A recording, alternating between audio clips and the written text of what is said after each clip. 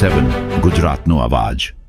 નમસ્કાર દર્શક મિત્રો, i7 ન્યૂઝ ગુજરાતીની સાથે હું છું આપની સાથે પાયલ બામભણિયા। તો જોઈએ આજના મહત્વના સમાચાર। ઝાલોદ તાલુકાના ઢાઢિયા ગામો નિસરતા સુરસિંહભાઈના ઘરે રાત્રિ આત્માના જ્ઞાનના ભજનની રમઝટ બોલાવતા મોતી મહારાજ અને વીરસિંહભાઈ ભગત જોવા મળ્યા।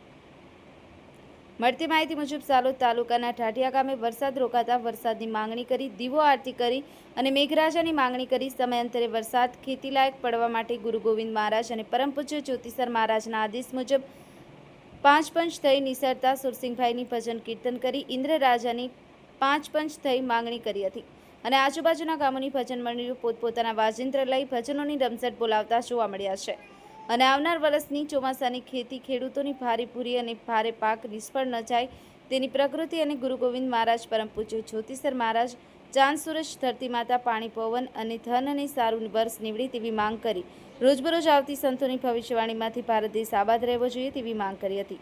Bureau chief Kalubhai Damor, i7 news Gujarati, Dahod.